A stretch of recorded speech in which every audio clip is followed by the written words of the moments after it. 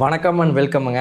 இன்னைக்கு நாம் பார்க்க போகிற டாபிக் என்னன்னா, யாராச்சும் ஒரு ஃபுட்டை பற்றியோ இல்லை நியூட்ரிஷனை பற்றி பேச ஆரம்பிக்கும் போது கொஞ்சம் சயின்டிஃபிக்காக பேசணும்னா எடுத்தவொடனே சொல்கிறது கிளைசீமிக் இண்டெக்ஸ் எவ்வளோன்னு பார்த்துக்கிட்டிங்கன்னா, இந்த இதில் கிளைசீமிக் இண்டெக்ஸ் இவ்வளோ இருக்குங்க, கிளைசீமிக் லோட் அப்படிங்கிறது தான் எல்லாருமே சொல்லியிருப்பாங்க. அப்படின்னா என்னதான் இது அப்படிங்கிறத கிளியராக இன்னைக்கு நாம் பார்க்க போகிறோம்.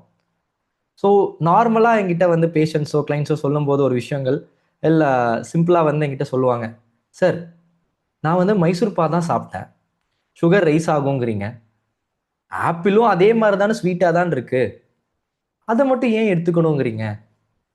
அதுதான் வந்து சொல்லுவேன் நான்.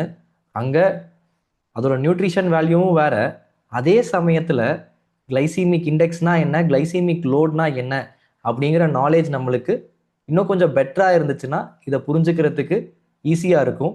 அதே சமயத்தில் என்ன சாப்பிடணும்னு நீங்கள் ஈஸியாக அண்டர்ஸ்டாண்ட் பண்ணிப்பீங்க. ஸோ ஃபஸ்ட்டு நாம் இதை பற்றி சொல்லணும்னா ஒன்றும் இல்லைங்க, கிளைசீமிக் இண்டெக்ஸும் கிளைசீமிக் லோடும் என்னங்கிறதுனா, நீங்கள் சாப்பிட்டதுக்கப்புறம் சர்க்கரை எப்போ வெளியே வருது, எவ்வளோ வெளியே வருது அப்படிங்கிறது தாங்க. ஸோ ஃபஸ்ட்டு கிளைசீமிக் இண்டெக்ஸை மட்டும் எடுத்துப்போம்.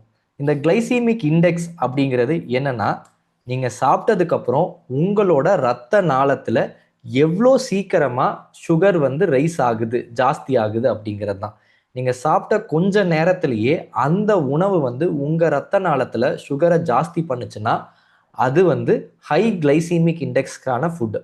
அதாவது கிளைசீமிக் இண்டெக்ஸ் 70க்கு மேலே இருந்துச்சுன்னா அந்த உணவு வந்து சாப்பிட்ட உடனே சீக்கிரமாக சுகரை ஜாஸ்தி பண்ணிடுது. ஸோ காஷனாக நீங்கள் வந்து பார்த்து தான் அந்த உணவு எடுத்துக்கணும். அப்போது எந்த அளவில் இருந்தால் அது நல்ல உணவு, கிளைசீமிக் இண்டெக்ஸ் வந்து கம்மியாக இருக்க உணவு அப்படின்னு கேட்டிங்கன்னா, கிளைசீமிக் இண்டெக்ஸ் 0 to 55 இருக்கிறத வந்து லோ கிளைசீமிக் இண்டெக்ஸ் உணவுகள் அப்படின்னு சொல்லுவோம். மெதுவாக தான் சுகர் ரிலீஸ் ஆகும். இதே வந்து 56லிருந்து 69 வரைக்கும் இருக்க உணவுகளை நாங்கள் வந்து மீடியம் கிளைசீமிக் இண்டெக்ஸ் உணவுகள் அப்படின்னு சொல்லுவோம். இந்த மாதிரி தான் எல்லா உணவுமே 3 வகையாக கிளாசிஃபை பண்ணியிருப்போம் கிளைசீமிக் இண்டெக்ஸை வச்சு. அப்போது இப்போ நான் கிளைசீமிக் இண்டெக்ஸை பற்றி சொல்லணும்னா, இப்போ இந்த ஒயிட் பிரெட்டுக்கு வந்து கிளைசீமிக் இண்டெக்ஸ் 75, அப்போது ஹை கிளைசீமிக் இண்டெக்ஸ், சாப்பிட்ட உடனே சுகர் ரைஸ் பண்ணிடும், அதனால் அவாய்ட் பண்ணுங்க அப்படிங்கிறோம். இதே வந்து ப்ரௌன் ரைஸுக்கு glycemic index 50, medium glycemic index. White ரைஸ்க்கும் கம்பேர் பண்ணால் ஈக்குவலண்ட்டாக தான் இருக்கும், அதனால மாட்ரேஷன் களவான அளவை எடுத்துக்கிட்டால் கரெக்ட் அப்படிங்கிறோம். Medium glycemic index. ஆப்பிளுக்கு 36, இட் மீன்ஸ் நாம் இங்கே பார்த்த மாதிரி வந்து லோ கிளைசீமிக் இண்டெக்ஸில் வரும். ஸோ இது ஒரு நீங்கள் தைரியமாக எடுத்துக்கக்கூடிய ஒன்று. இங்கே கீழே வருவோம் கடைசியாக. வாட்டர்மெலன், தர்பூசணி, இந்த இதோட glycaemic index 72, high glycaemic index food. அப்போது கிளைசீமிக் இண்டெக்ஸ் படி நீங்கள் டோட்டலாக வாட்டர்மெலன் அவாய்ட் பண்ணணும். அதுதானே டயபெட்டிஸ் இருக்கவங்களாகட்டும், சுகரை கண்ட்ரோல் பண்ணணும்னு நினைக்கிறவங்க ஆகட்டும், கிளைசீமிக் இண்டெக்ஸ் படி வாட்டர்மெலனை வந்து அவாய்ட் பண்ணும். அதுதான் இல்லை, அங்கே தான் ட்விஸ்ட்டு. இப்போ தான் நம்ம கதையோட 2வது ஹீரோ வராப்பில் உள்ள கிளைசீமிக் லோட். இவ்வளோ ஈஸியாக வந்து கிளைசீமிக் இண்டெக்ஸை மட்டும் வச்சு ஃபுட்டை கிளாஸிஃபை பண்ணி இது சாப்பிடணும் இது சாப்பிடக்கூடாது அப்படின்னு சொல்லியிருந்தா இத்தனை நாளாக இவ்வளோ கன்ஃபியூஷனே இருக்காதே, ஈஸியாக இருந்திருக்கும்ல. அதுதான் எங்கள் பிரச்சனையே. நம்ம 2வது ஹீரோ கிளைசீமிக் லோடு. இப்போ கிளைசீமிக் லோடை பற்றி புரிஞ்சுப்போம்.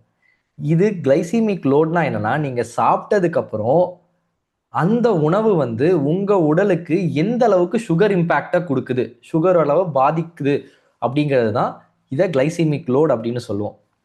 இது எந்த மாதிரி சொல்லணும்னா, ஒரு ஃபார்முலா வச்சு நாங்கள் கால்குலேட் பண்ணுவோம். நீங்கள் சாப்பிட்டதுக்கப்புறம் கிளைசீமிக் இண்டெக்ஸையும் நம்ம கால்குலேட் பண்ணோம்.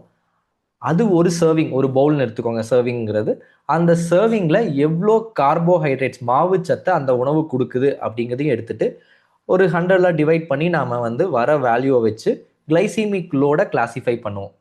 அந்த கிளைசீமிக் லோட் 10க்கு கீழே இருந்தால் ஓகே, பெட்டரான இஷ்யூ, இதுவும் ப்ராப்ளம் இல்லை, நல்லது தான் அப்படின்னு எடுத்துக்கலாம். 11 to 19 இருக்கிற உணவுகள் வந்து மீடியம் கிளைசீமிக் லோடு இருக்க உணவுகள்னு அர்த்தம். கொஞ்சம் வந்து சுகருக்கு தாக்கத்தை ஏற்படுத்தும், பாடியில் சுகர் இம்பேக்ட் அதிகமாக இருக்கலாம். இதே வந்து 20க்கு மேலே இருந்துச்சுன்னா ரொம்ப அதிகமான சுகர் இம்பேக்ட் ஏற்படுத்தும். இப்போது நம்ம வாட்டர்மெலன் கதைக்கு வருவோம். வாட்டர்மெலனோட கிளைசீமிக் இண்டெக்ஸ் என்னமோ 72 தான். ஆனால் அது ஒரு சர்விங்க்கு 6 கிராம் ஆஃப் கார்போஹைட்ரேட்ஸ், மாவுச்சத்து தான் நம்மளுக்கு கொடுக்குது. அப்போது நம்ம கிளைசீமிக் லோடை கால்குலேட் பண்ணும்போது 4.3 தான் வரும். அப்போ இது லோ கிளைசீமிக் லோடு இருக்கிற ஒரு உணவு. ஸோ அங்கே தான் வந்து டயபெட்டிஸ் இருந்தாலும் நீங்கள் வாட்டர்மெலன் தர்பூசணியை எடுத்துக்கலாம், ஆனால் அளவா கரெக்டான சர்விங்கில் எடுத்துக்கணும். இப்போ ஓரளவுக்கு புரிஞ்சிருக்கும்னு நினைக்கிறேன். அதை இன்னும் புரிய வைக்கிறதுக்கு நான் ஒரு விஷயம் சொல்கிறேன். உங்கள் எல்லாருக்கும் பிடிச்ச ஒரு படத்தை இமேஜின் பண்ணிக்கோங்க, சரிங்களா? இந்த ஃபுட்டை வந்து நம்ம ஒரு மூவியோட கம்பேர் பண்ணோம்னா கிளைசீமிக் இண்டெக்ஸுங்கிறது வந்து அந்த படத்தில் எவ்வளோ சீக்கிரமாக ஹீரோ வந்து என்ட்ரி கொடுக்குறாரு அப்படிங்கிறது. ஃபர்ஸ்ட் சீன்லேயே ஓப்பனிங்லேயே ஹீரோ என்ட்ரி ஆயிட்டாருன்னா என்ன இருக்கும், டக்குன்னு நம்மளுக்கு எல்லாருக்கும் வந்து ஹைப் ஆயிருவோம்ல, அந்த மாதிரி தான் எவ்வளோ சீக்கிரமாக சுகர் ரைஸ் ஆகுது அப்படிங்கிறது தான் கிளைசீமிக் இண்டெக்ஸுங்க. கிளைசீமிக் லோட் அப்படிங்கிறது அந்த ஹீரோ எவ்வளோ நேரத்துக்கு ஸ்க்ரீன்லேயே இருக்காரு, இருந்து என்ன தாக்கத்தை உங்க மேல ஏற்படுத்துறாரு அப்படிங்கிறது தான் கிளைசீமிக் லோடு. சாப்பிட்ட உணவு எவ்வளோ நேரத்துக்கு சுகர் தாக்கத்தை பாடியில உண்டாக்குது, எவ்வளோ வந்து இது பண்ணுது அப்படிங்கிறது தான். ஸோ நீங்க கிளைசீமிக் இண்டெக்ஸையும் கிளைசீமிக் லோடையும் கால்குலேட் பண்ணோம்னா வச்சு பார்க்கும்போது லோ கிளைசீமிக் இண்டெக்ஸ் இருந்துச்சுன்னா சுகர் ரிலீஸ் வந்து ஸ்லோவாக இருக்கும். கிளைசீமிக் லோடு வந்து கம்மியாக இருந்துச்சுன்னா கம்மியான போர்ஷனில் எடுக்கிறீங்க அப்படின்னு அர்த்தம். போர்ஷன் சைஸ் வந்து கரெக்டாக இருக்குது அப்படின்னு.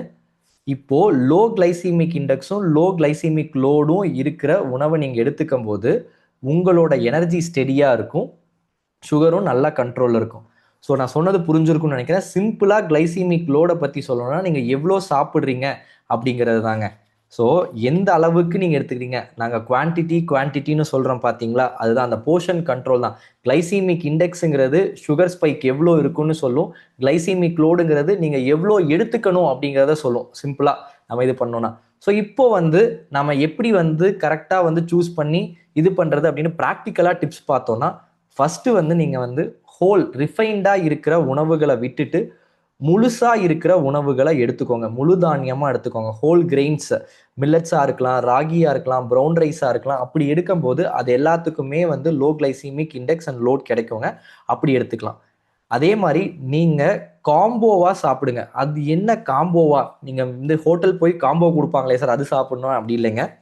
நீங்கள் காம்போனா ஒயிட் ரைஸ் ஒரு ஹை கிளைசீமிக் இண்டெக்ஸ் இல்லை மாடரேட் கிளைசீமிக் இண்டெக்ஸில் இருக்கிற ஃபுட்டை எடுத்துக்கிட்டாலும் கூடவே வந்து சாம்பார், பொரியல், கேர்டு ஆட் பண்ணும்போது அதோட கிளைசீமிக் இண்டெக்ஸ் அதிகமாக இருந்தாலும் ஸ்பைக் வந்து டக்குன்னு ஜாஸ்தி ஆகாது.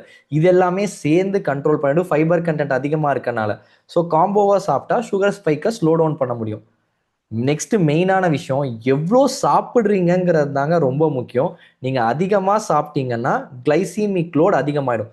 இப்போ அந்த வாட்டர்மெலனே, அந்த நீங்கள் எடுத்து நம்ம காட்டின தர்பூசணி வாட்டர்மெலனே வந்து நீங்கள் அந்த சர்விங் வந்து நிறையா எடுத்தீங்கன்னா அப்போது அந்த கிராம்ஸ் அதிகமாகிடும். கார்போஹைட்ரேட்ஸ் தர கிராம்ஸ் அதிகமாகிடும். ஒன்றுமே பண்ண முடியாது. அதுவுமே வந்து நல்ல உணவு இல்லாமல் போயிடும்.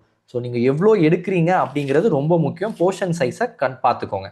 அடுத்தது நீங்கள் அசிடிக் தன்மை இருக்கிற உணவுகள், ஒரு லெமனோ இல்லை வினிகர் இதெல்லாம் ஆட் பண்ணி நீங்கள் எடுக்கும்போது ஸ்லோவாக தான் வந்து சுகர் ரிலீஸ் இருக்கும்.